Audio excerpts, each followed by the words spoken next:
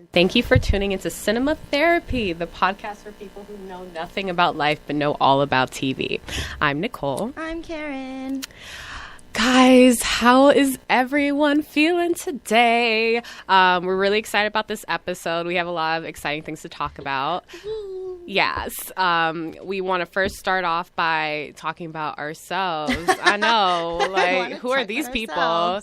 Want to talk about themselves. Yeah, we're going to talk about ourselves. We're going to have an interview with the lovely Giselle Jimenez. Woo! Actor, performer, dancer extraordinaire. Yes. And we're going to talk about our movie musicals, one of our favorite subjects. I'm really excited. My tats as no one can see that's how I wish everyone could see it. They can't see it. Yeah. If y'all aren't looking at us on Facebook, you should be, because we're a lot of fun. All right. So I want to start by telling y'all about Karen Pangansion. Oh, wait, Karen Joy Pangansion. I'm going to give y'all... name.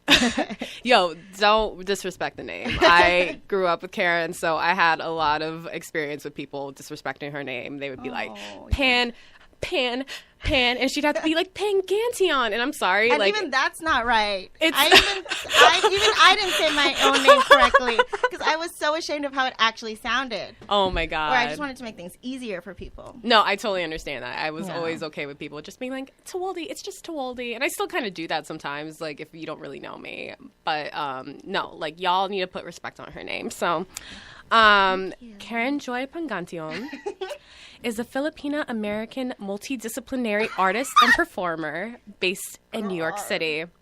A member of Actors Equity Association, Karen has performed in the national tour of Seussical the Musical and regional shows such as The Who's Tommy in Asbury Park. Karen has been in Jana Lynn Umapig? Yes, that's Umapig's The Journey of a Brown Girl, a theatrical movement exploring the Panay experience, and has created work for and performed in Raise Panay, a theater piece that has raised funds for Roots of Health, an organization that helps share awareness and support for sexual and reproduction rights in the Philippines. Karen has poetry published in Elastic Magazine. Karen is a proud New Yorker and a Maarte Chonga from Miami, Florida, currently making art out of her life, which includes teaching music and improv to young adults with disabilities. Founder of Cinephiles Club, co-host of podcast Cinema Therapy. This is so uncomfortable. IG at KJ Pangansion. I love it. That was really professional. Oh, thank you so much. Well, I needed to write that for a submission for poetry. They asked for a biography, but also, guys, it's so like. I know it sounds very self-involved to write your own biographies or like just to like write a mini biography, but it's so nice for your soul to like reflect and to honor your work and honor your oeuvre. Oh, I'm sure that's how you felt. I did it. And I was like, I haven't done enough. Like, I need to be doing more as a 29-year-old woman. This biography is very impressive. Oh, whatever. Okay? So get ready, everyone. Are you ready for my co-host, Nicole Tewolde Dorman? Dorman. Dorman. Oh my God. I don't know why I freaked out. Maybe it's just because I'm not used to like calling my friends by their married names. I'm not either. I can't do it. I mean, I will do it out of respect. Yes, like David would not appreciate it if you don't. David, I will respect your name for sure. Yeah, it's hard for me. Oh, That's yeah. crazy. It's emotional. I still call Taurus. It's hard. Yeah. Martin. Anyways, Nicole is a 29-year-old woman originally from Miami. Nicole attended Coral Reef High School, Miami's Mega Magnet CC, where she was a member of the school's award-winning Magnet Chorus program. She later received a degree in philosophy at FIU while working full-time at Best Buy. Yes, Best Buy. She then moved to Notre Dame, Indiana, to attend law school and graduated in 2015. She was licensed as an attorney in Illinois that year and completed a 6-month fellowship at Lawndale Christian Legal Center, where she realized her dream of providing direct legal service to indigent clients. Indigent, yeah. Indigent clients was not what she thought it would be. Okay, that makes sense. After almost a year looking for the right job, she finally landed on a risk and analyst position at a payment processing company and has worked in that position for nearly 2 years. Nicole is now in the midst of a job search and is perpetually on the risk of an existential breakdown because of it. I was not ready for that. I know. I could tell you had not read this. I think it's hilarious because yours is definitely being published and mine is not. I was like, oh, I need to do a bio. I'm gonna be giving you a perfect frame shot of where my mind is at this point. But I think it's important because we do have listeners that don't know who we are. Mm-hmm. I mean, your friends don't know who I am. My friends don't know who you are. We have a lot more people that are telling us, at least, that they're listening to it that don't know at all who we are. So yeah, our network is growing. So that's us. That's us right now. I'm glad you're getting to know us. This is an exciting time. So we want to get into a little of a news item today. JK, how you feeling, Karen? Well, we were going to talk about the Lena Dunham story. Lena Dunham, writer and creator of HBO series Girls, has written a guest editor letter to The Hollywood Reporter apologizing for defending Girls writer Murray Miller. Actually, I decided not to talk about that right now because I'm not prepared. Because I want to watch what I'm going to say. Okay. Because it is a very sensitive matter.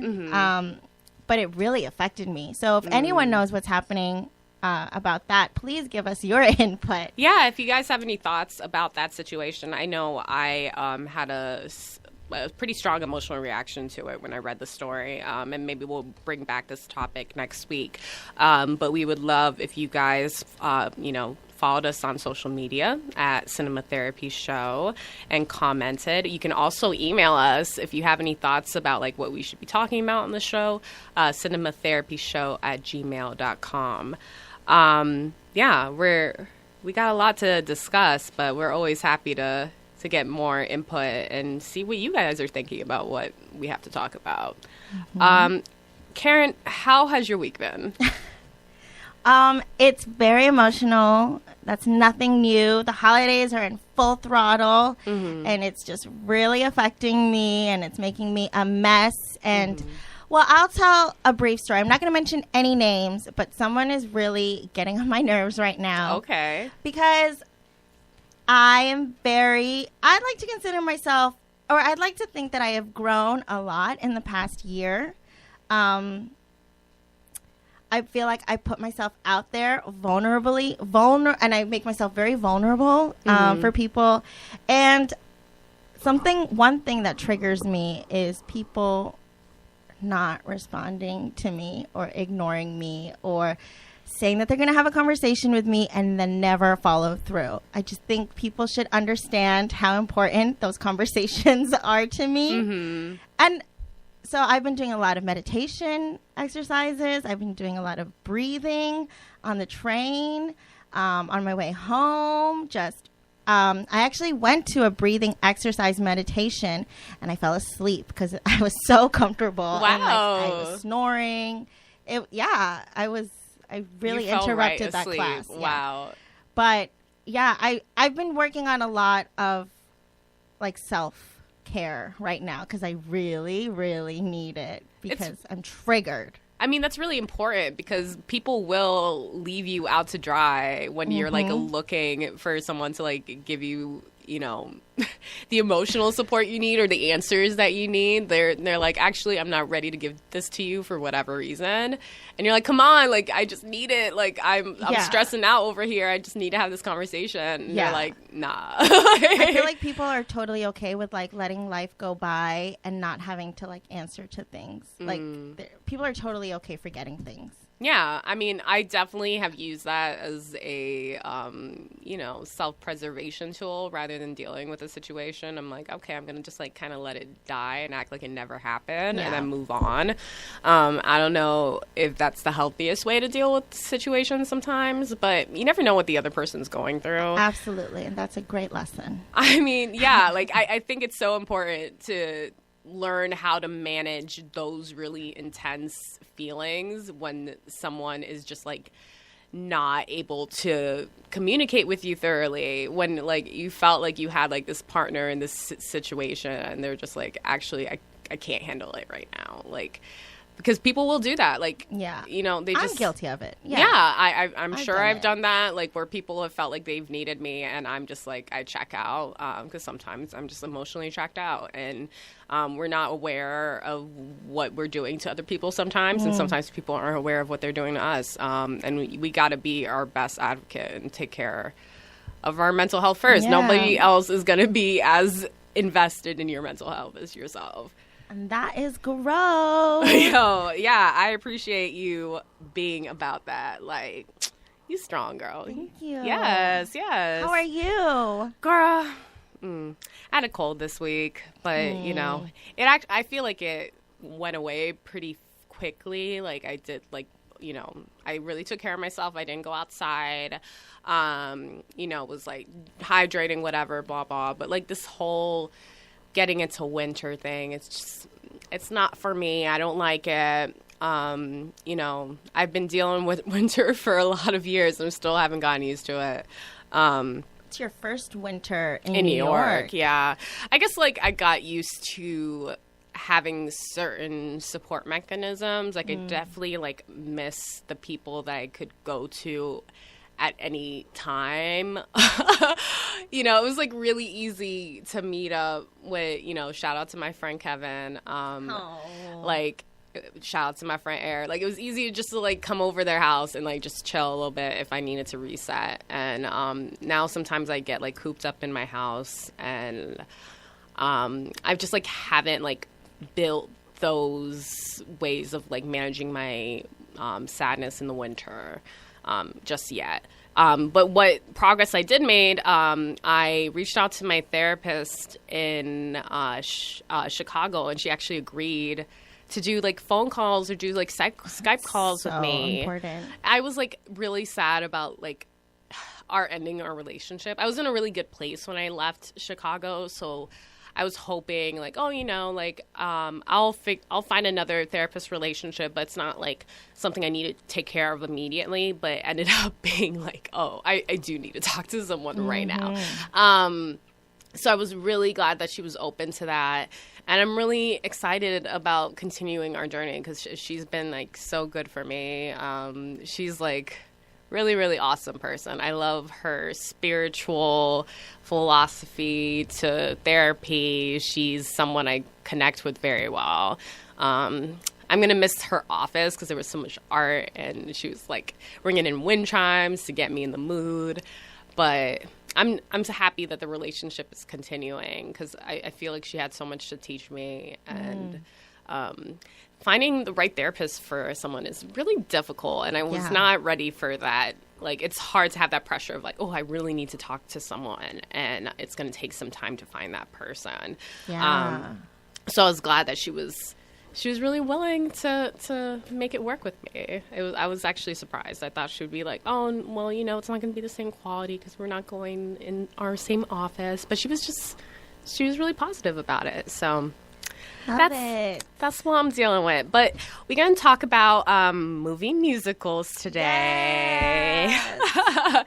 One of our favorite types of things. Honestly, I'm really happy we decided to do movie musicals because I was so sad. Like, I really turned to musicals, especially. I turned to like film and television, but musicals especially just get me in such a great mood and like. Yes. In a way that nothing else can. Yeah. Like, even kind of sad musicals, like Les Mis, like, there's, like, such powerful, like, gripping moments that I just, like, I can't help but feel moved by it. And sometimes that's just what I want. Like, when I'm feeling sad, like, I'm just, like, I want to feel something real right now. Yeah, I was actually on the train last week listening to Les Mis, and I was just crying. Oh, and my I'm like, God. I wonder if these people know that I'm crying because I'm listening to Les Mis right now. And like, I'm not like going through anything like terrible or like no one like broke up with me. Like, I'm just listening to Les That's, Mis. that's on the list of, like, the things you need to be, like, this is from How I Met Your Mother.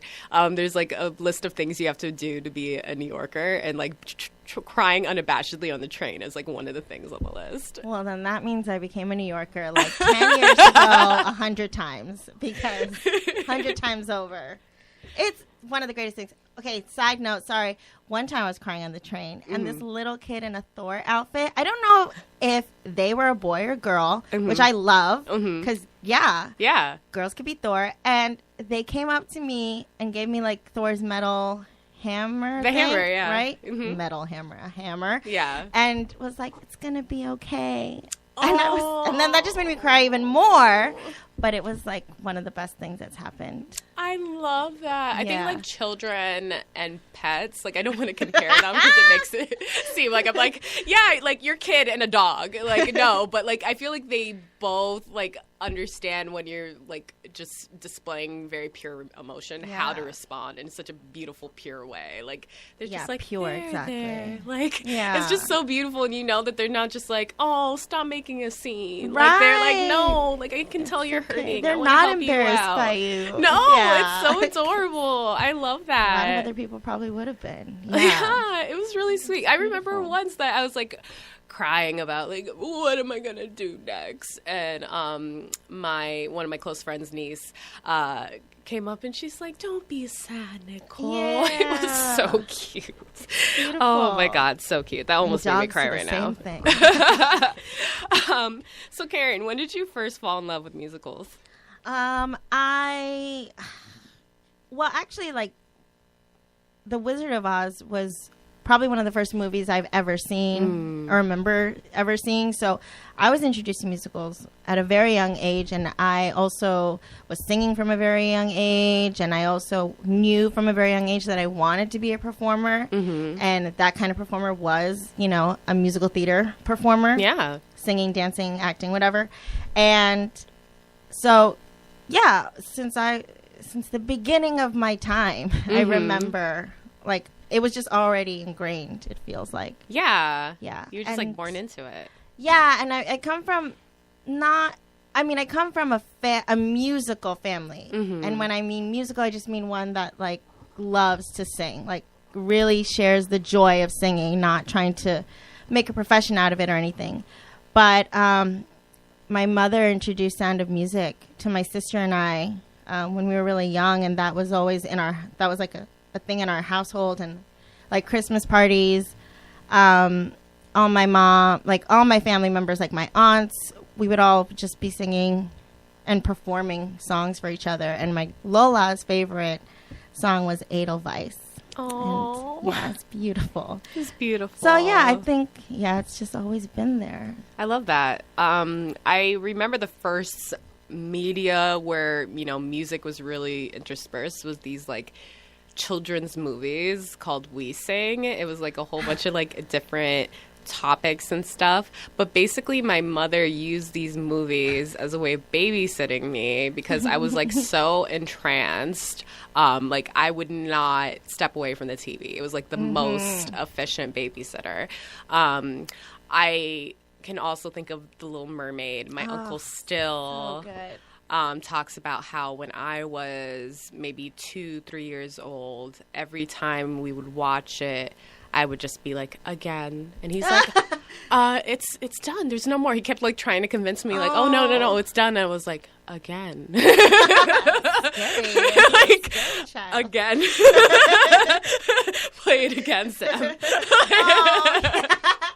Like, don't you ever stop. Like, I was obsessed. Apparently, me and Lin-Manuel Miranda have this in common. He said that it was, like, one of his favorite musicals or movie musicals. But, yeah, I loved The Little Mermaid. I loved all the Disney musicals, actually. Yeah. Beauty and the Beast. I loved Hercules.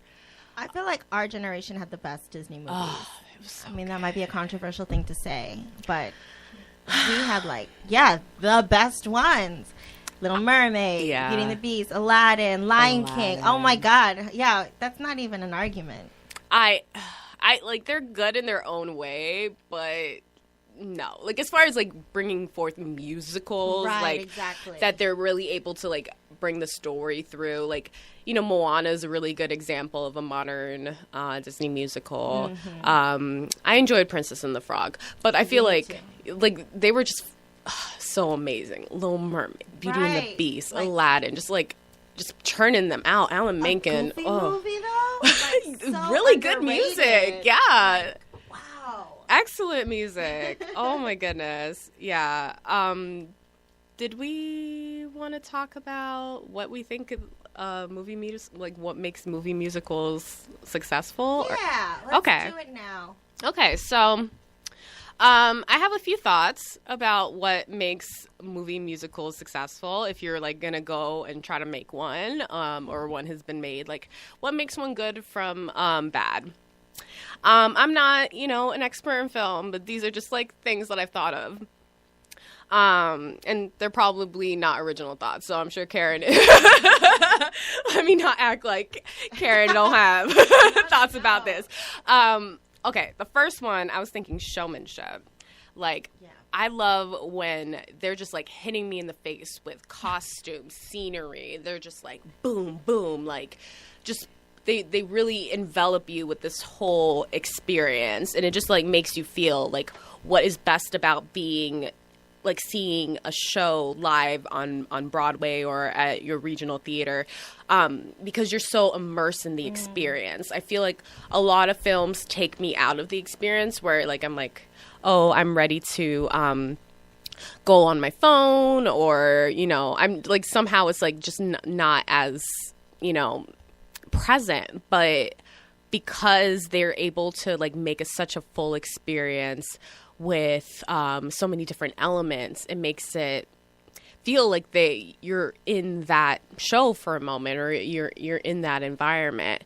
I think of Cinderella with Brandy when they're taking you through the town. Like I feel like I'm there. There's so much movement. Like they really focus on the details, like people picking up hats or like little interactions. Like they do such a good job of really setting that scene for you. Yeah, produced by Whitney Houston. Yes. And Whitney Houston was the one who actually wanted it to be diverse. Filipino prince, a black princess, a white stepmother. You know what I mean? Whoopi Goldberg was the Filipino prince's mother. Yes. Victor Garber was his father. It's so beautiful. And like as a kid, I had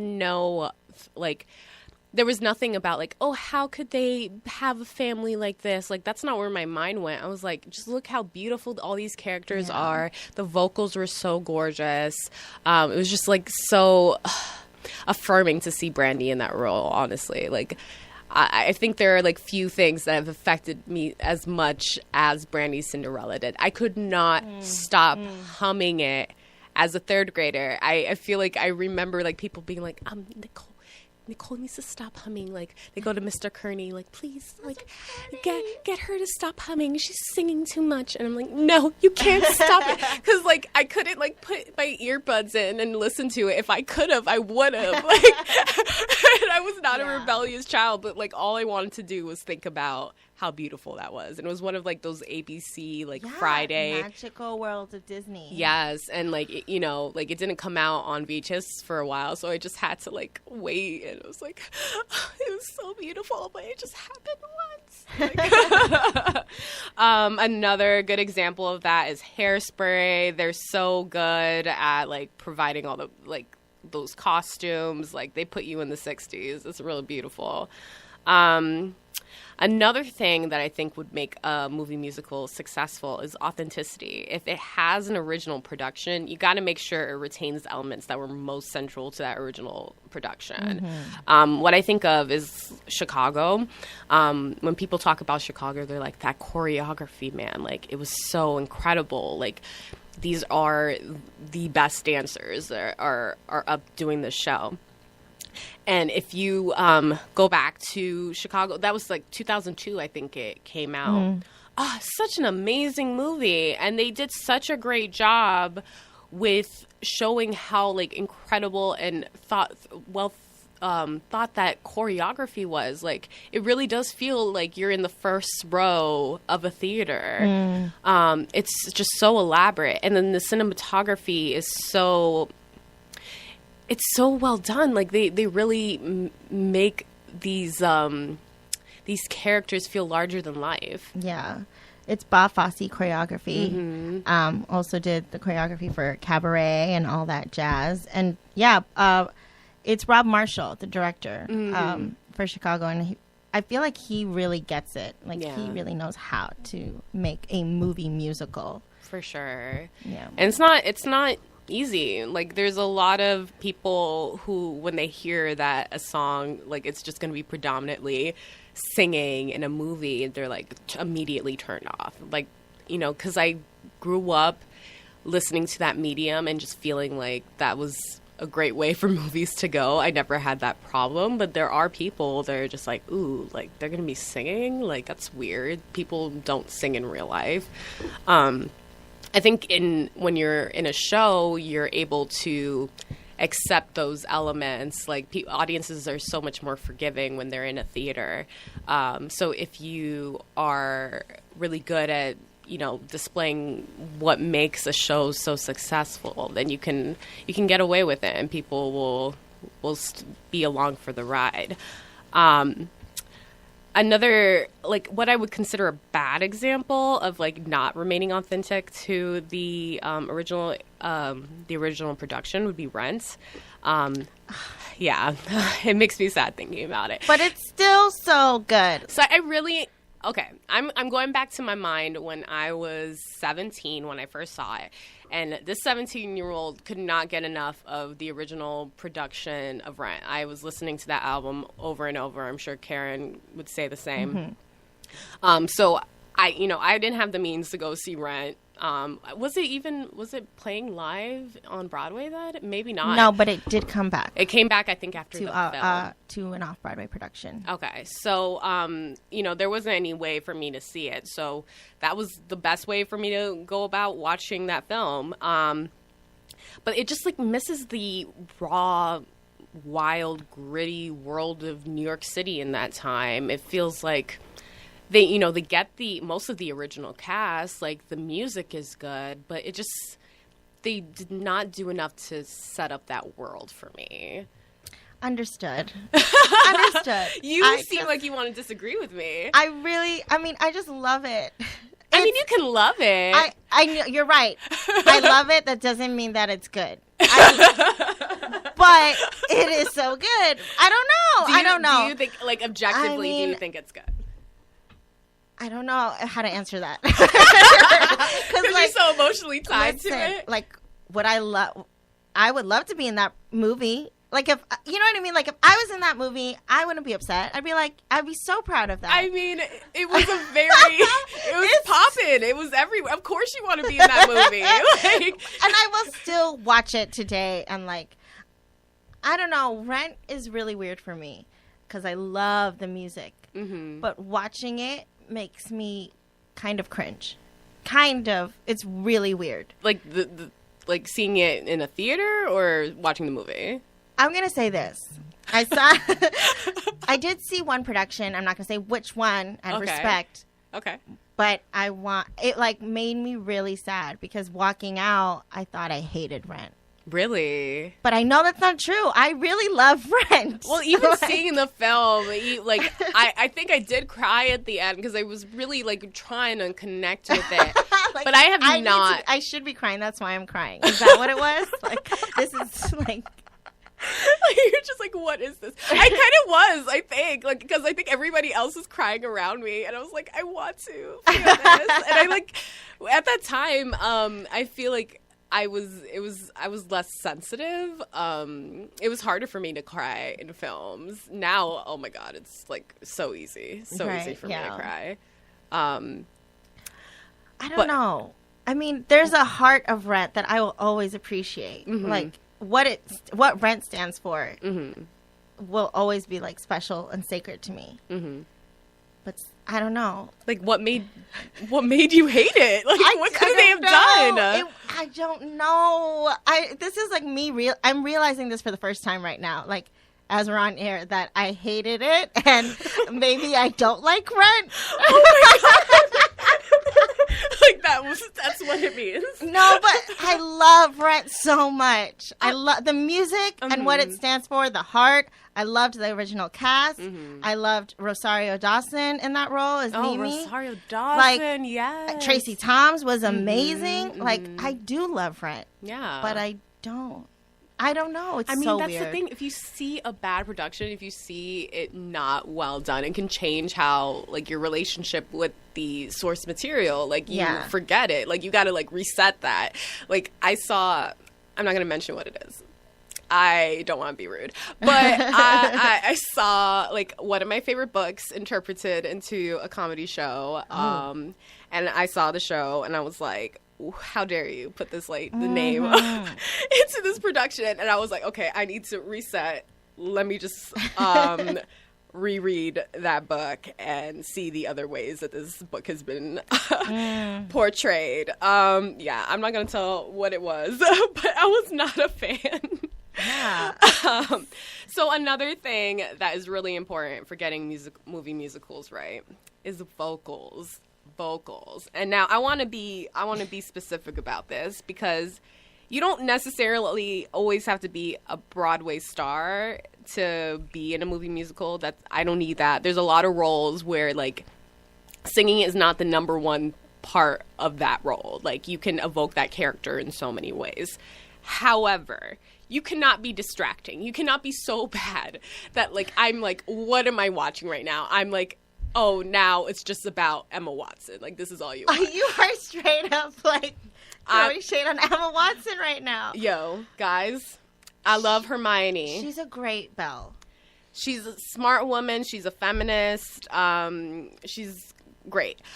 However, this casting choice, I feel like all that went into it, it was kind of like an Instagram, like, Tumblr kind of casting choice. It's like, oh, let's think of a smart white woman.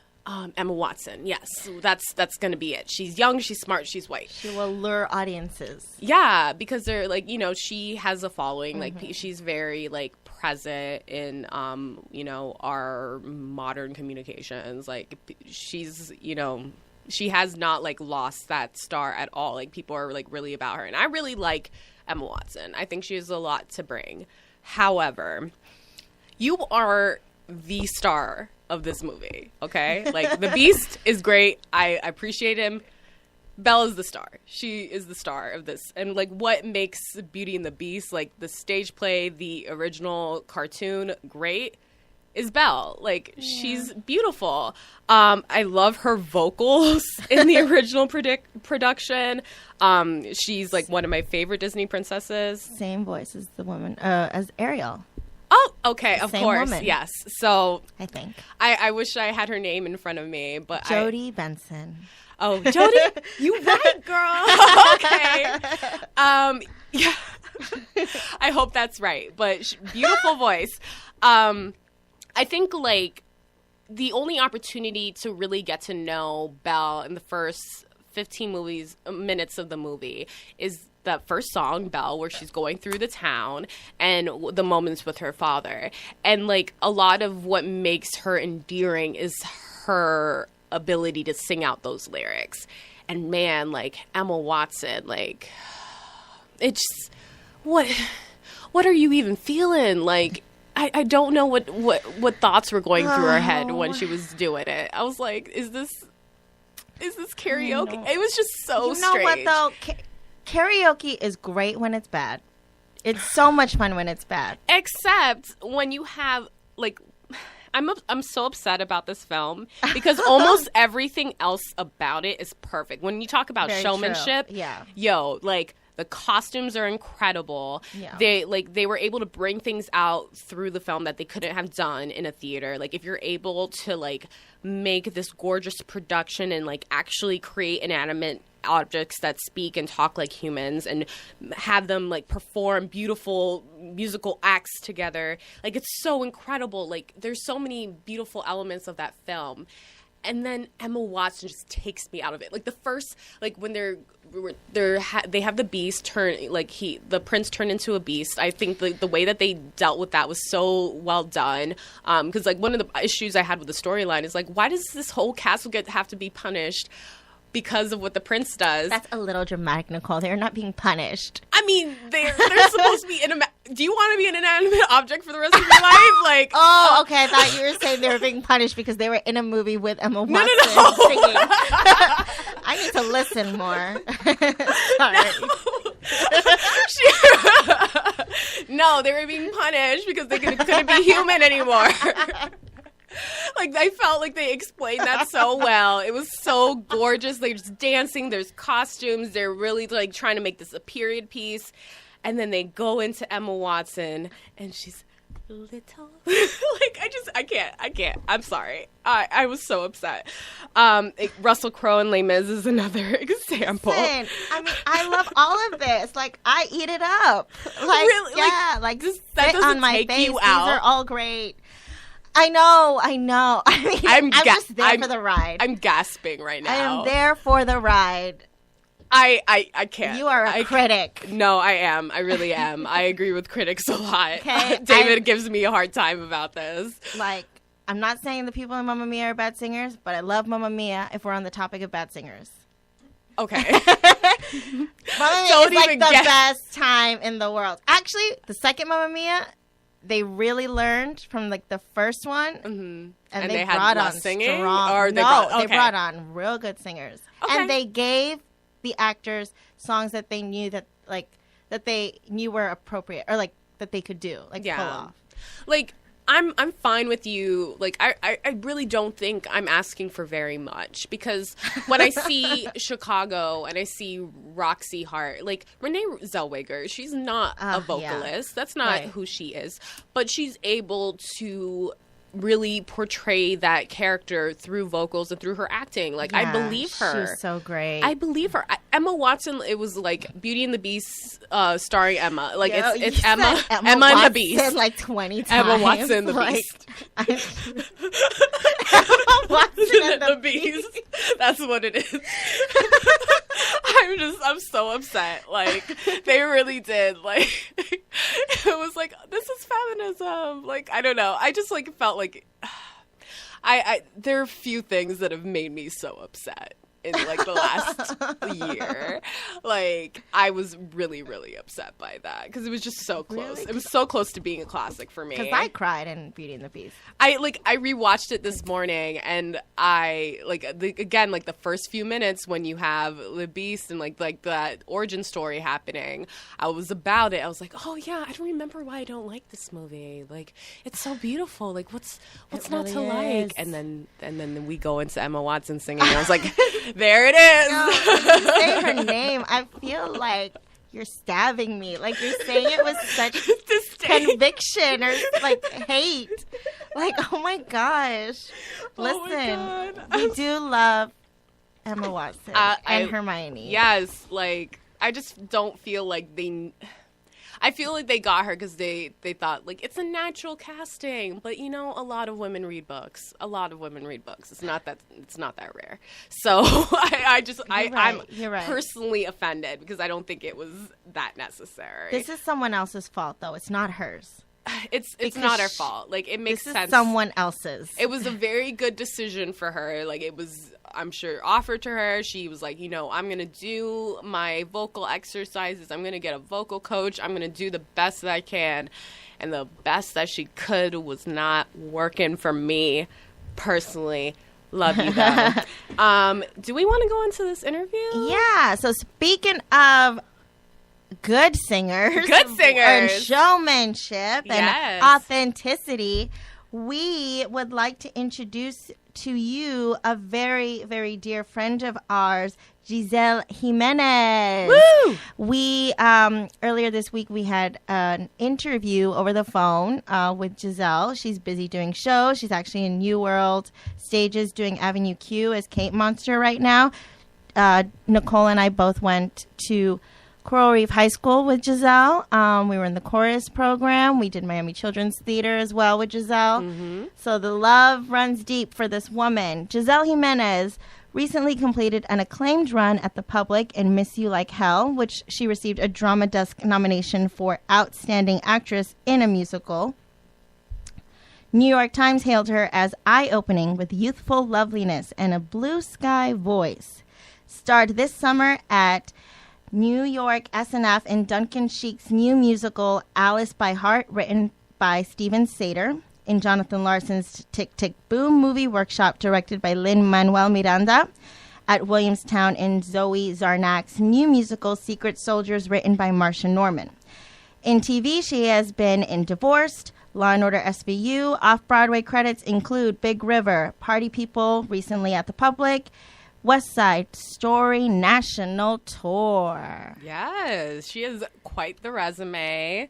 She's very, very accomplished. I'm so excited for you to hear this interview. Yay. Let's roll it. Good morning. Good morning. Good morning, everyone. Oh, Happy so Friday. exciting. I know, happy Friday. Oh, I'm Thank so you. happy. Thank you so much for being on our show. Oh my God, of course. I'm so happy to be here. It's awesome.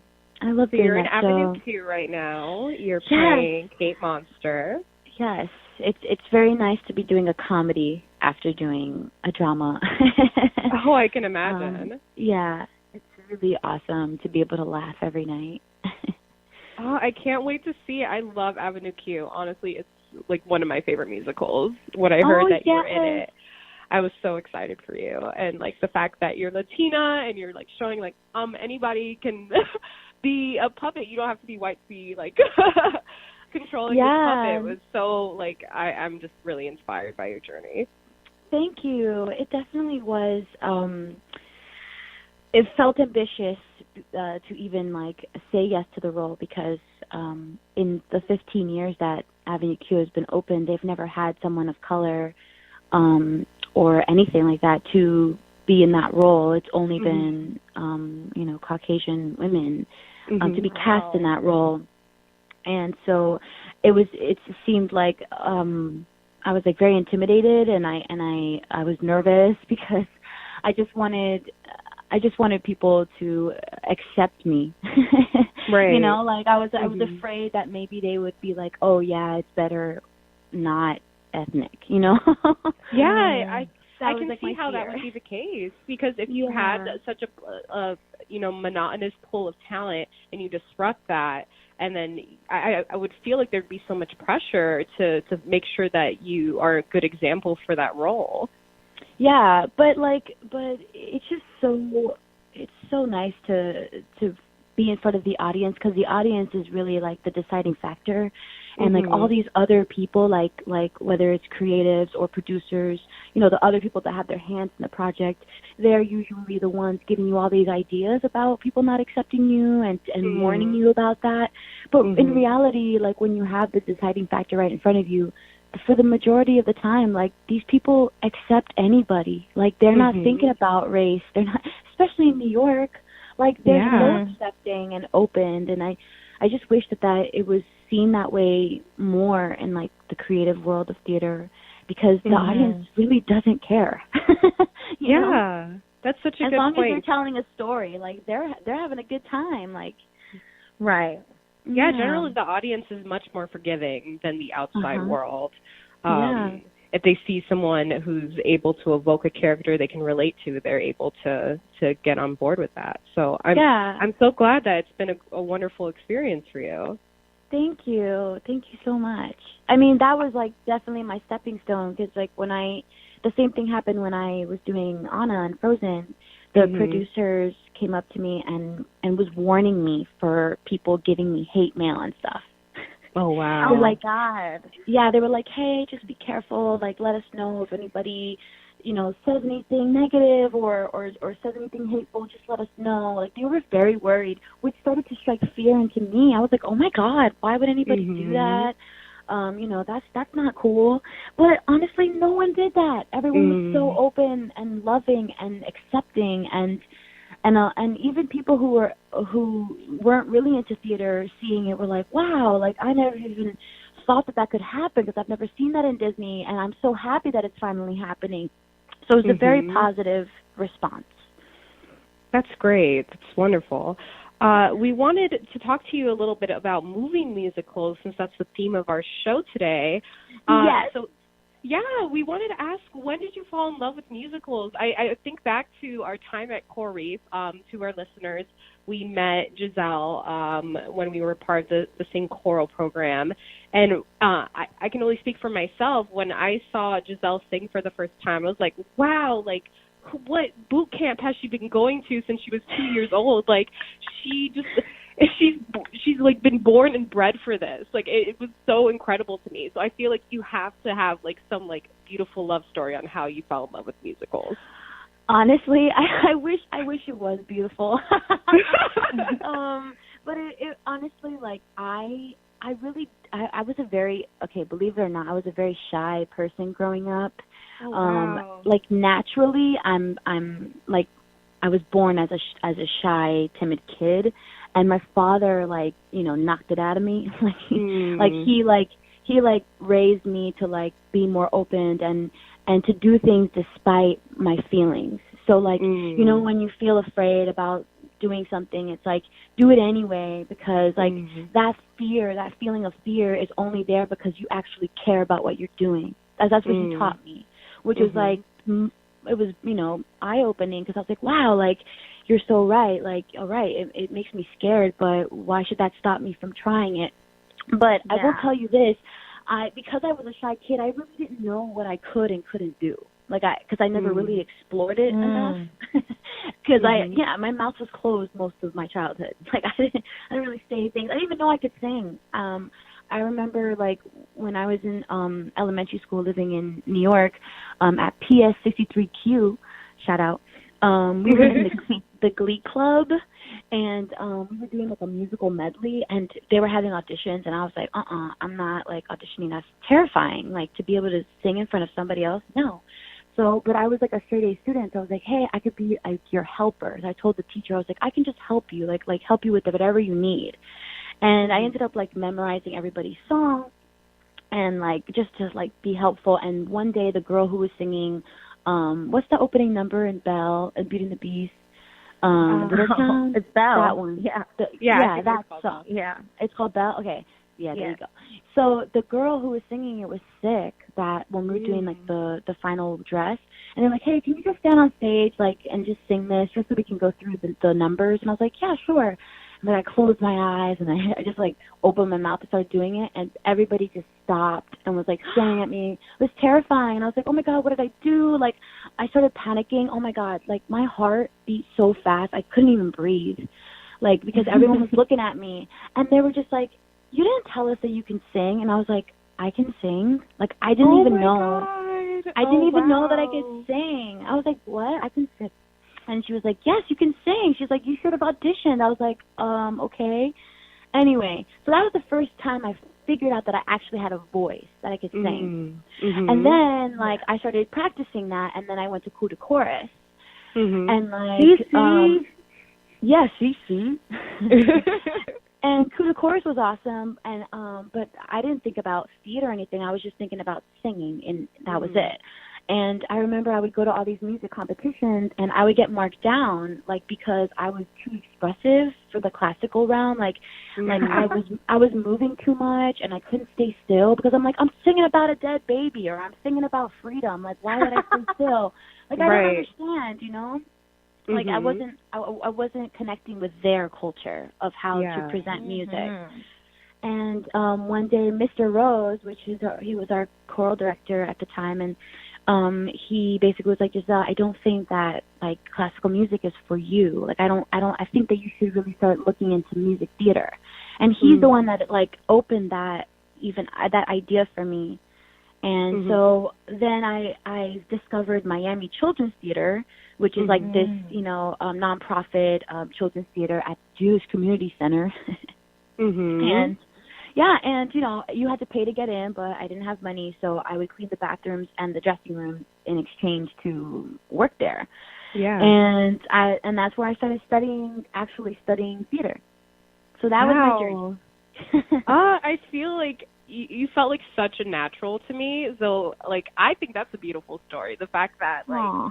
someone identified something in you, and you, like, sometimes when you feel like you don't fit somewhere, it makes it feel like you can't fit anywhere else. But the fact that someone was able to show you that, no, you can be great in just, like, this other area, and you were able to really be successful in that. I think that's amazing. Yeah, Giselle, your father was also an actor, right?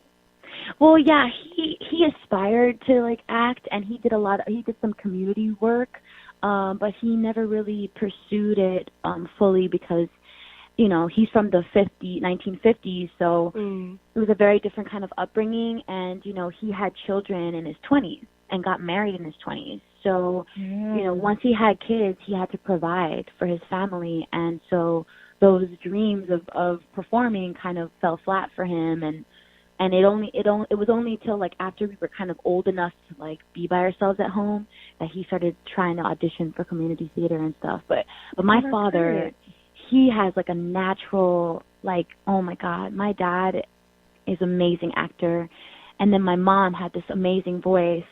So I was able to inherit, like, their beautiful skills somewhat, because I know that they're way better than me. It's really inspiring to see the relationship between you and your father. Like, he's so proud of you. Like, you can tell that he has a stake in it, and it doesn't seem like there's, like, jealousy. It seems like, no, like, I'm extremely proud of my daughter and everything that she's been able to make from this. So you can tell, like, he has a love for the art as well. Definitely. But I feel like some parents, like, would either be, like, resentful of the fact that you were able to make it, or just, like, not be as supportive for whatever reason. So the fact that he's been able to just, like, be by your side through all of this is really great. Well, you know, my dad's from Cuba. Like, he was born and raised, like, his childhood in Cuba, so a very tough love kind of mentality. Yeah. So he doesn't have that typical way of showing it to his kids. It's more like, hey, this is what it is. Like, he's very cutthroat and harsh, but, like, that's how he shows his love. That's his love language, right? You know? And so seeing me like going through learning how to act and sing and dance and all that, every time he would come see my shows, he wouldn't tell me, like, oh my God, like, you're great. Like, no, he'd be like, I saw you mess up here. I saw you do this bad. I saw you do this bad. Like, he always told me the bad things that I did, and for a while I was like, you're supposed to be nice. You're my dad. You're supposed to be like, great job, kiddo. Like, he's like, this ain't the Disney Channel. Like, this is not life. Like in theater, like, people are mean. They're cutthroat. Like, so I have to show you, like, what you're going to be actually receiving from these strangers. I have to give this to you now, because he's like, you're very sensitive, and like. And he was right, you know, I am a very sensitive person, and he was able to, like, thicken my skin a bit with that way of teaching me. Yeah, he really prepared you. Yeah. It's true. Like, the world is harsh, and, like, you've been able to counter that because you got that training growing up. Yeah. As a Latina performer, do you become frustrated with the limited variety in roles for Latina women? I've seen that you've, like, been in some roles that are, like, kind of blind, colorblind. But do you ever feel like you want more roles that show the Latina experience, or you, like, no, just, like, open it up for everyone? I don't want it to be specifically to a certain race or certain demographic. I think that, like, it's really important to be able to have both. I mean, like, just because I'm ethnic, I shouldn't have to choose. Like, Caucasians usually don't have to choose. Like, so I just feel like if the story talks about race, then we should honor that and have it appropriately distributed. But if the subject of the story has nothing to do with race, then it really needs to be open to anyone to be able to tell that story the best that the creative team seems fit. And I know that, like, I would have felt more frustrated, you know, years ago, but now I feel like, everything takes time, right? Everything that's worth something in life is not going to be easy to have or obtain. And that's the same thing with making change in our society. Like, hundreds of years, thousands of years have gone by, and there's still stuff that we're struggling to make change of, politically, religious-wise. Like, it's a bunch of stuff that we still are needing help with to make change. But I will say in the theater world, they're really, trying, they're really making an effort. I know that, like, a lot of understudies on Broadway for, Caucasian leads are African American or ethnically ambiguous, and I feel like, even though they're understudies and the world's not really seeing much of them right now, that is a stepping stone, and we all have to be thankful for what we have, because our demographic comes from, years of denial and punishment and banishment and just not very nice. And so I'm very thankful that slowly things are changing. I hope that with my career I can speed up that change, and I can open up the eyes of these creative teams and these producers and show them that, it's really what's inside. And as corny as that is, someone's heart should really be the determining factor of, why they should or shouldn't, get this role. Because, yes, we're in New York City. Everybody's talented. That's a given. Like, you made it here, you're good. You're talented. But there's so much more involved, now with being cast, and does somebody want to work with you? Are you somebody who has a good attitude or a good look towards life? Like, are you nice? Are you respectful? Like, there's so many other qualities that, people want to know, and that's why they hire people that they already know, because they want to work with somebody who's workable. But slowly but surely, they'll give more people chances to prove to them that they do qualify, even though they're not the typical character that would play that part. Yeah. I feel like musical theater has been a game changer recently in the entertainment industry in regards to how the world sees people. I feel like, with Hamilton, with Lin-Manuel, with Dear Evan Hansen, there's just, it's really breaking into the mainstream, and it's getting out of theater. It's making its way into TV and film now. And there's a lot of recent adaptations of musicals filmed for the television. Like, what was it? Rocky Horror just came out. Jesus Christ Superstar. The Wiz. Yeah, that was Peter Pan Live, Grease Live, Rent Live coming out. Yeah. Crazy. What are your thoughts on that? Are those productions? Honestly, I love change. I love when art is able to grow with the change in society. I feel like whenever, when we were younger and our parents, when cell phones came out and our parents were like, well, I don't know how to use this. Like, oh, what happened to mail and letters? And it's like the only way that, and sometimes I feel like, oh my God, I'm like my dad. I don't like something that's new. It's like, no, we all, no matter what age we are, we have to be able to adapt to what's new in our society so that we can all grow together in what we discover that's new. It's like people only don't like what's new because they're afraid, because they've never done it or explored it. And so I am totally for doing this because it's new, and why not? Why can't we trial and error this concept? What's so wrong about it? It's a part of the new fab, you know what I mean? The new generation. So I'm all for it. And we just brought up Rent Live, Jonathan Larson was a game changer in music theater. He finally was able to stop that 50s storytelling and was able to tell something that was current, that was actually happening in our society right then and there, the AIDS demographic, and it's epidemic rather. And it's he was a game changer. And then like boom, like you see like Stephen Schwartz and like Lin-Manuel Miranda. Like, do you have a favorite movie or film adaptation of a musical right now? Well, the Wiz Live is my favorite. Hands down. Oh, agreed. That's my favorite one out of all of them so far. That's my favorite one.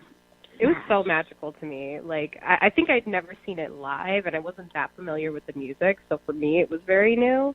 What did you like about it? Oh, my gosh. First of all, the cast. Like, we have Mary J. Blige. We have Neo. Loved Neo since I was little. Yes. We have Queen Latifah, David Allen Greer as a lion. Loved him. I thought he was impeccable. You have Uzo Aduba as Glinda. Beautiful choice. I was to hear her voice, because she's Orange is the New Black, and like I didn't really like think about like her abilities, but like to hear her, I'm like, whoa, this woman's voice, like, oh my god.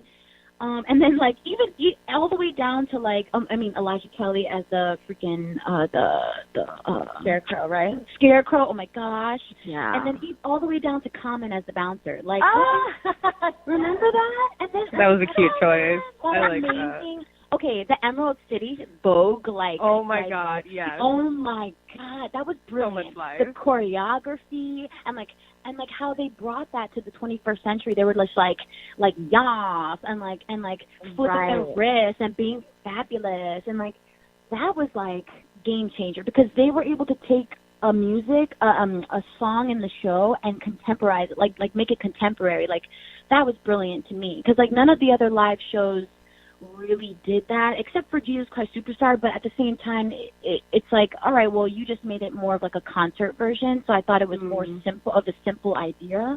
I feel like The Wiz was like so good with detail, and they paid so much attention to it, and I feel like it made me the most happy to watch. Like, I was so excited, and like I wanted to watch it again. You know what I mean? Like all these other live shows, I was like, okay, I watched it. Like, I'm good. Yeah, like that was the thing that happened, but I can move on. Like, I don't. Yeah. I mean, don't get me wrong. John Legend and Sarah Bareilles in Jesus Christ Superstar, beautiful. I mean, I love their voices, and John Legend is one of my idols. Like, I grew up listening to him too. So like back in like 2004, I was like sweeping my bedroom listening to his CDs. So yeah, like a lot of talent. It's just like I felt like The Wiz was such a complete production. I felt like every detail was just so well thought out. And here's what I also loved about The Wiz, that they had, although they had some star like LA people, they did have a few theater people to do big roles. You know what I mean? And I appreciated that casting. Right, which it kind of makes me this realization that now there's more of a crossover. You get a lot of film movie stars coming to New York to do musicals or plays, or even now in film, like I'm seeing a lot more performers and actors from theater. Like Cynthia Erivo now is doing a lot more film, or even getting just recording artists to do more of these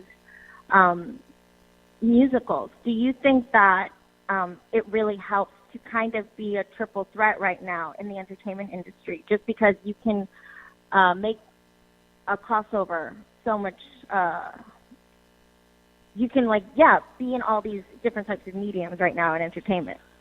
I think that taking a step back, if you see it from a general point of view, the more you know, the more you can do, the more opportunity you get, right? That's just like from a regular, normal like view at it. But I don't think that it's necessary to be a triple threat. I mean, it's helpful, and if you want to book work and you just want to work and you're not necessarily specific on where you want to go, then yeah, like dancing and singing and acting, all three of them, having them great is a really helpful tool to have. But I don't think that it's completely necessary, because everyone has their own passions and dreams and their own journeys, and I respect that, and I don't think that everyone needs to be a triple threat, because like what would that mean? You know what I mean? Like, I just feel like if you have a certain passion, like, and you're paying attention to that specific passion right now, then that's beautiful, and keep doing that, because at the end of the day, we live in an indifferent world, and there's only one life we're living, and we have to be happy. So like, don't like kill yourself. You know, oh, I have to do this, I have to do that. But no, like, what makes you happy? What do you really love? And like I'm not doing this because I want to like transfer and be on Billboard and like be a famous person. Like, no, like I'm doing this because I actually love doing it. Like, it makes me happy. Yes. So like, if I'm gonna stay off Broadway for the rest of my life, so be it. If I'll do regional theater for the rest of my life, so be it. You know what I mean? Like, as long as I'm doing what I love, that's like the whole point of what I'm doing. And so you know, well, like, I'm just saying, like, there, especially like the millennials coming in now, like, I talk to a lot of younger people and in the business, and their point of view is not it's not as humbled, you know, like, it's very like, you know, I got to do this, like they're running out of time, like time, like, you know what I mean? And I'm just laughing, like, really? Like, theater's not going anywhere. And what do you mean you're running out of time? You're living the same amount of hours as everyone else a day. So what are you talking about? And but that whole mentality comes from social media. It comes from the internet. It comes from like that speedy mentality, like fast. You know what I mean? And like, it's not real. It's all in your mind, because we are still living the same amount of hours a day. So it's like, chill out, take a breath. It's all going to be okay. I feel like a lot of conservatory training is like that. Oh, yeah. As far as just, like, pumping out all these robots, pretty much, to be pawns. But, yeah, again, like, things are changing, and the industry is changing. So I really appreciate that, Giselle. Yeah, and I think it's also a wonderful point. Well, it's also an older mentality, you know, like, absolutely. Like, it's not like that anymore. Things are changing. Yeah. Like, the way that theater is being written is changing. I mean, have you seen I haven't seen it yet, but the opening Network, that the opening was last night, wasn't it? It's like it's a new show on Broadway, and it's like super digital. Like it's everyone's talking about it because it's super futuristic. Hold on. I'm trying to figure out the name. I've been hearing stuff about that. Is it called Network? It's called Network, yeah. Mm-hmm. But, like, you know, that's like a show that could totally be on TV, you know what I mean? Like, because it's just really on that digital spectrum. It's directed by Ivo van Hove. He's from Belgium, I believe. But he's like an avant-garde like director, and like he comes from, you know, another country, and he's putting up this Broadway show. And oh my God, I'm forgetting his name. From Breaking Bad, the star of Breaking Bad. Bryan Cranston? Yeah, he's starring in it. Oh wow. Yeah. I didn't even know he could sing. I don't know if I think it's a play. It's a straight. Oh, my bad. Yeah. My bad. Oh, wait, are we only talking about musicals? My bad. No. But it's an example of like. But okay. Theater in general. Yeah. Well, you know, let's talk about Kerry Washington. That's another play. But it's still on Broadway. American Son. Plays are great. Yeah. Yeah, I haven't seen it yet, but I've heard so many amazing things. Like, oh my God! But that like stage presentation could totally be a movie. Mm-hmm. Oh, great! Yeah. Yeah. Is this based on the film Network? I'm not sure. It is? Okay, boom. Yes. So it's an That's adaptation. amazing. Yeah, and it's on Broadway, and like people are raving about it. I haven't seen it yet. I really want to see it because I'm like, I love when like a director goes balls to the wall, if we can say that. I don't know. Like, say whatever you want. But like, you know what I mean? Like, I love that. Like, he's like just unapologetic. Like this is my work, and like I don't care what has been done or what hasn't been done. Like, this is my art. And like that's the kind of representation that I want to see more of. Like Rachel Trafkin is a great example. You know, she did Natasha Pierre, Great Comet on Broadway. Like, she's known as an avant-garde director.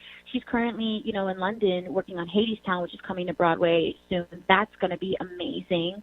It's all like based on like Greek mythology, like Persephone and like Eurydice and Orpheus and like Hades. It's going to be amazing.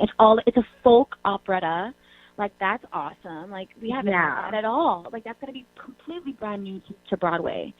So it's just like things are coming in that, but what I'm saying is that I appreciate these directors with these like bold choices. I'm just like, yes, like don't be afraid to show you who you are, because like if we talk about actors showing like who you are, but also the creatives, like the creatives are really shining through and like showing their art, and I just think like that's just so exciting, living in this time right now.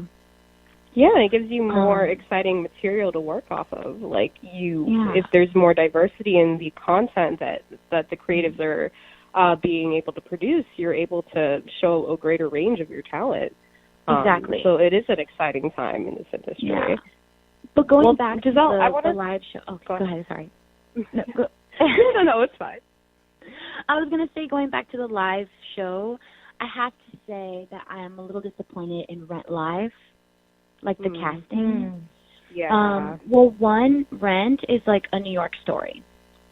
Like Jonathan Larson, and they're going to be filming it in LA. Boo! Like no, that's really like, weird. That's unexactable. Like this is this is a New York story. Not to mention the majority of the cast, they're all from LA too. So they're not even hiring people who are actually from New York, living in the concrete jungle. Like living like that life, you know. Yeah. So to me, like I'm disappointed in the casting, and I mean, I hope it goes well, but I really have low expectations for Rent Live. I just think that it's a huge mistake. I do too. Like, I think it could have been a great platform for people who, like, our names were not as familiar with. I think they just took a lot of people that have been through the ringer, Disney High School Musical stars and people who, like, produce pop songs. Like, it's not, this isn't your genre. This isn't really, it just wasn't what I was hoping for. I feel like there's so much raw energy from Rent. Even so, there's so many people who live in New York who are well known, who are like famous, who are from New York. Like, come on, to me, like there's whether they did know names. I'm just disappointed because there's not one person that is not famous in that cast. But even so, like there are stars in New York who could have totally like slayed in that show too. So it's just like, I just wanted to let you guys know my opinion on that before we moved on to anything. Well, I appreciate it. Yeah, and I love that you made the point that it is like a show about New York. It's very much a reason why I moved to New York, why a lot of other people have probably moved to New York. It is very much a part of like the New York life. So that is a very good point. That it is like that no one's from New York that's in it. Yeah. It makes me wonder if like what Jonathan Larson would probably think of that. You know what I mean? To see his creation, Oh, I don't even want to think about it. That would just totally bum him out. I'm pretty sure. Like, I'm pretty sure he would not even let that happen if he was still here. You know what I mean? Like, he'd be like, absolutely not. I don't think. No, like, he'd be like, are you kidding me? It just like it seems like it's going to be so sanitized. Like what that show was supposed to represent is like a very specific period of time where people weren't paying attention to people in the AIDS crisis, to people with housing issues. Like it really brought a part of life that most of America wasn't really familiar with. So it's just it's a lost opportunity to show that in this era, but. Yeah, it's going to be very cookie cutter. It should have been you. That's funny. Well, Giselle. Okay. Oh, I'm sorry, you had a point. No, I was going to say musicals to film, right? That was another topic. Yeah. Do you have any favorite movie musicals? Well, we're talking about the live stuff, but I was saying, like, I would like musicals that I would love to see live, like as a live thing. I would love to see, or into a movie. I might be biased, but Miss You Like Hell, like the show that I did at the Public, because it's a road trip. So good. So, like, imagine if it was like a movie. Like, you actually be able to be in a car and actually be able to see all these, like, states. And, like, you know what? I just feel like it'd be very cool. Yeah. Go ahead. Could you tell our listeners a little bit more about what the plot of the show is? So basically, it's been like 4 years since this girl's mother has left her, and her mother comes back like at 4 a.m, like, hey, let's go on a road trip. And she's like, you haven't even been in my life. What are you doing? But obviously the girl has a soft spot for her and goes on this and the daughter agrees to go on the road trip with her. And then through the journey, the daughter realizes the reason why the mother asked her to go is because she doesn't have papers, and they're gonna deport her back to Mexico. And so she basically realizes that she was being used to, and the mother's like, please, I need you to tell the court that I'm a good mom. And she's like, but you're not. You haven't been in my life. But through the journey, they see each other's point of view, and like the daughter realizes why the mom left. The mom realizes how much she hurt her daughter, and they really are able to rekindle their relationship. And at the end, the daughter testifies for the mom, and basically says what she knows. Like, yeah, she wasn't here for 4 years, but like my childhood, like when I was a kid, she was here, and this is what she did for me, and I remember this, and I remember that. And the mother never married the father. The father was white, so she never married him, so she never became an American citizen. But you know, in the show, it was a lot of audience having to use their imagination, because like whenever we were in the road trip scenes, we were on stools, and we weren't miming driving; we were just sitting on the stools talking. So it was a lot of like, hey, you know, old school theater where you just like you use your imagination. Like if you read a book, you just use your imagination. Right. Yeah. But I feel like that story is so important for this time. Yeah, Karen, tell us how it was to see it. Yeah, I got to see Giselle in Miss You Like How at the Public, and it just wrecked me. It honestly wrecked me. Just, the story's heartbreaking, but to see you, Giselle, it appeared to be so vulnerable. I've never seen you. It was seeing a new side of you, and I know it's a character, and I know it's not 100% you on stage, but you definitely opened yourself up and invited the audience in to see something very personal to you, and it was very beautiful to see. And you gave so much emotions that I have never seen from you before. And it was just such a raw experience, honestly, to see you bear a part of you. Thank you. I appreciate it. Yeah. And I think for sure it would be great to be adapted into a film. The story is so relevant to what's happening today in our country, especially in the political climate. And to see this issue told by two women and a relationship between a mother and a daughter is very rare, honestly. Not to mention two ethnic women. Exactly. Your mother was played by Daphne Rubin Vega, which was, you guys had a lot of great chemistry on stage too. It was lovely to see. Yeah, it was a great cast, actually, in general. Just a very close-knit cast. Oh, yes. Oh, my gosh. All these people have helped me really grow into who I'm becoming. I mean, I'm still growing. It's going to take forever.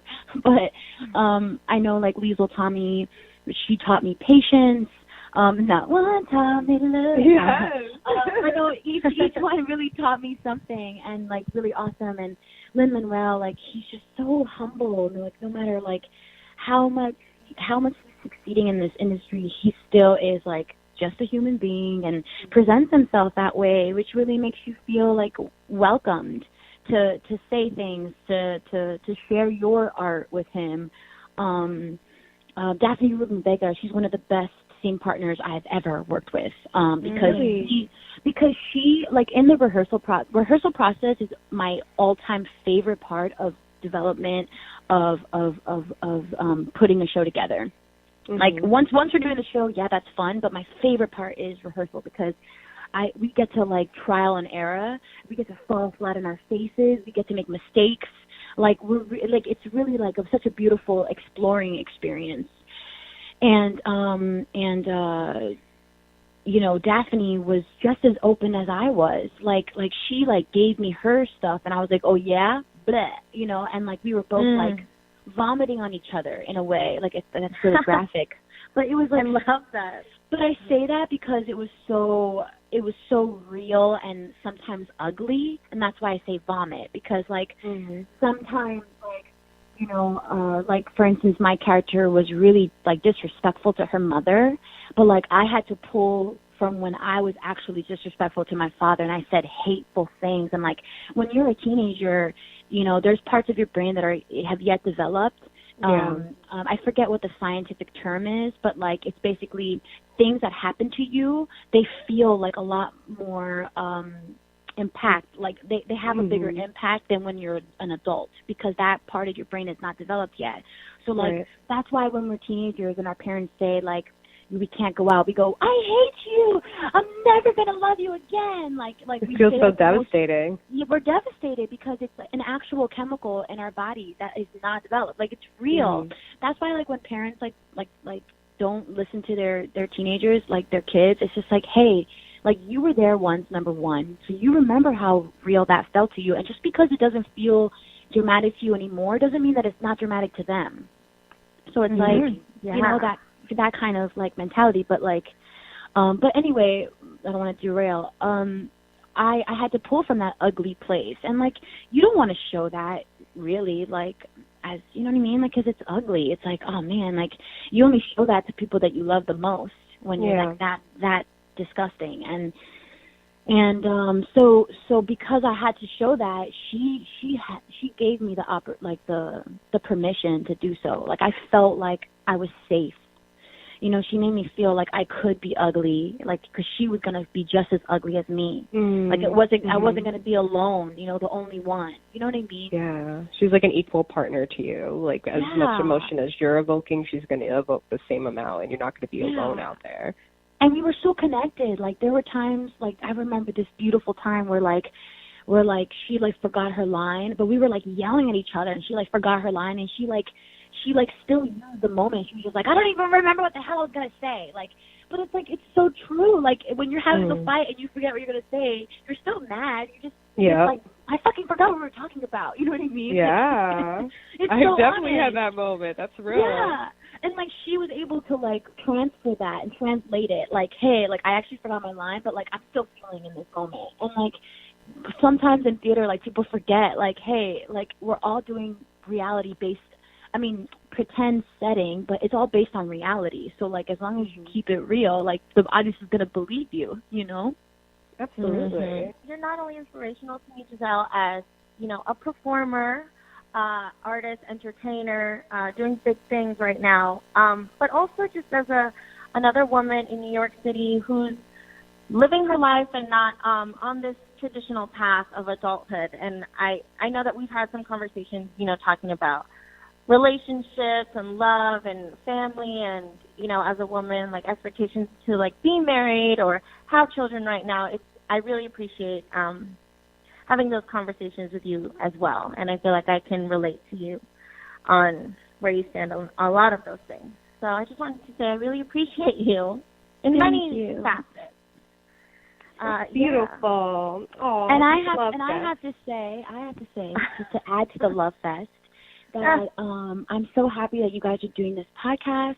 I fully support it, and I think everyone should start tuning in to these episodes because they're so juicy and they're so honest, and like they really help you to feel like you're not alone in these situations, because we don't really talk about what's going on in the industry, and like especially if you're not really that close to the industry, like you really don't know what's going on, and you know, to be able to get that kind of inside scoop, I wish I had when I was younger, getting into it, and hearing about other people who are of color and their experience through this business. And so I'm so proud of you both being able to represent us and to be able to talk about it. I feel like that's what community is about, and that's what, like, we're all on this earth together. Like, we should be able to talk, and like with like texting and all this like digital stuff, a lot of people have forgotten how to have conversations, and they've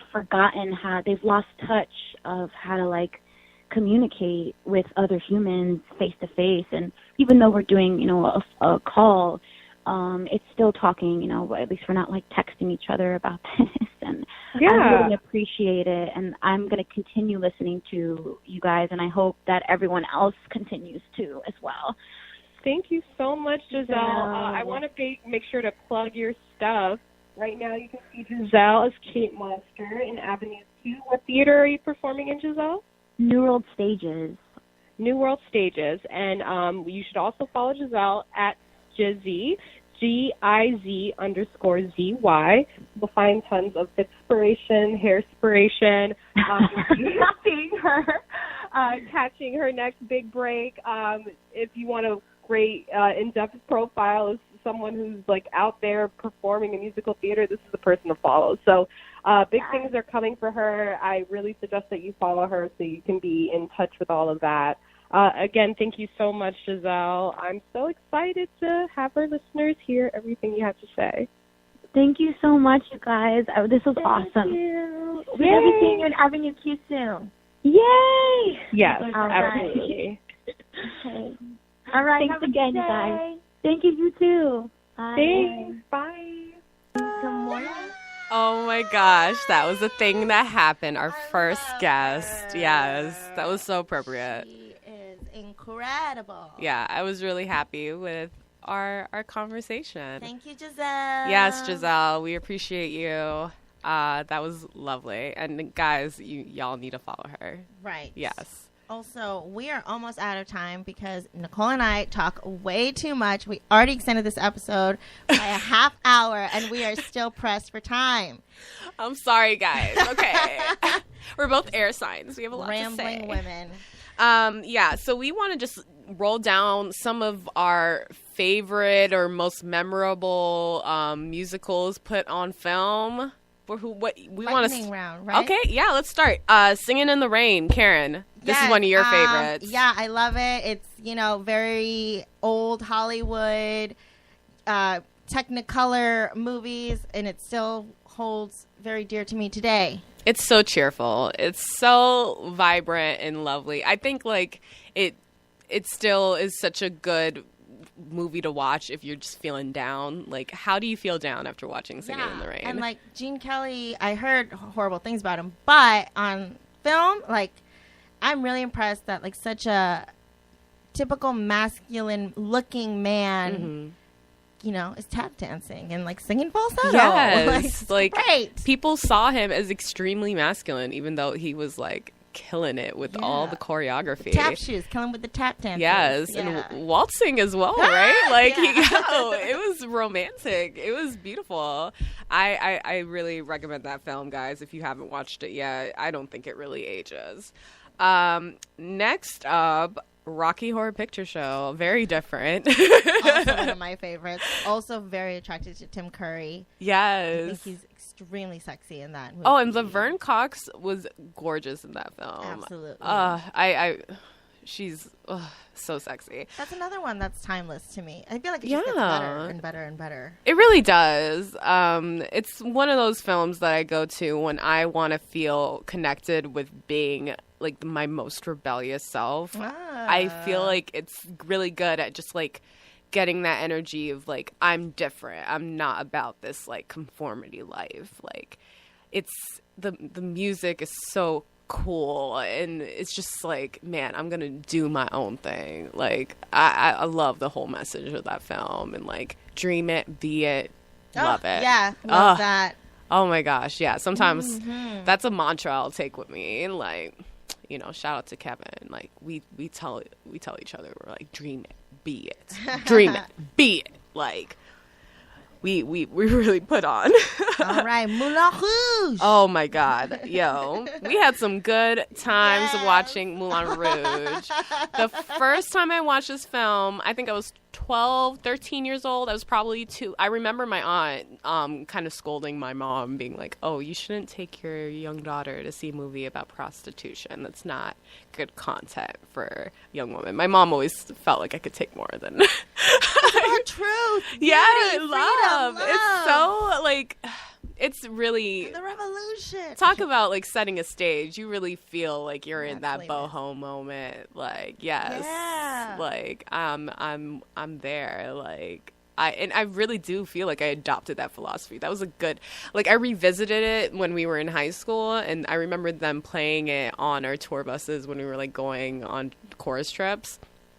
And everybody was just like They so did? entranced. Yes, you don't remember that? Not appropriate Yeah. at all, but I'm with it. It was so good. Like we like it really brought me back. I was like, oh, this is great. Like this is an awesome film. Yeah. The music. I wanted to mention this one because I remember someone saying some comment about it, saying like, oh, if you're not into musicals because the songs are not familiar to you, then you watch Moulin Rouge because it's all like famous pop songs. But when I first watched it, the only song I recognize is I Will Always Love You. Everything else was foreign to me. Yeah, and actually, it made me like those songs even more. Mm-hmm. So It thank did you, introduce me Moulin to, Rouge. yeah, like it was like, oh, Elton John. Like I like these songs. Yeah. Next, you want to talk about Sweeney Todd? I love Sweeney. I just love everything. I love Sweeney I Todd. know. You're Johnny very easy to Depp. please. Well, Johnny Depp is, I think he's killing it as the demon barber of Fleet Street. Oh my gosh. I love Helena Bonham Carter. Mm-hmm. Oh my God, it's just so dark. Helen Rickman. It's just, yeah. Tim Burton. I think that was one of Tim Burton's best films of mine. Yeah, There's a lot, but- his style goes very well with that musical. I think it was a musical that like people who are like, oh, musicals are too like sweet and sugary, like they're not, you know, something that I can really like feel like are dark or like really reflects like the grittier parts of life. Like Sweeney Todd is not that type of musical. It's very dark. It is like horror happening on stage. And like the thing is with when you see it on film, it's much more graphic. I was like, oh. Yeah. And I don't like horror movies. I like we're not talking about horror movies, or I'm not. Like it's never going to happen because I don't like them. But Sweeney Todd, like I think the stage play is great. I saw they used to have it with Angela Lansbury on YouTube. It was really easy to watch. I don't know if they still have it up there, but man, like Angela Lansbury, who I had no idea. I was like, okay, like I wish I could have seen her on stage in my life. It's so good. She needs to come back. Okay. Oh my gosh, there's so many I want to talk about. I'm gonna pick two to talk. I'm gonna pick one more to talk about. You can talk about one more. All right. Go. You Go. go first. Me. First. I'm going to talk about Hercules, okay? Ooh. I think Hercules is one of the underappreciated Disney films of my childhood. I actually don't think it did as well in the box office as a lot of these other Disney movies, which is unfortunate because I think it needs to be the one that goes on Broadway next because that music, I was in a mood last weekend and something just told me, like, I need to be watching this film. Like, it's on Netflix. What am I keeping myself from? And man, was I not sorry. I was singing, waking up all my neighbors with this gospel choir. And I remember my aunt loving this movie. She loved it so much that she was writing a paper for one of her classes, and she's like, and that's the gospel truth to end one of her sentences. Like, Mic drop. it became part of her language. That's how much she loved it.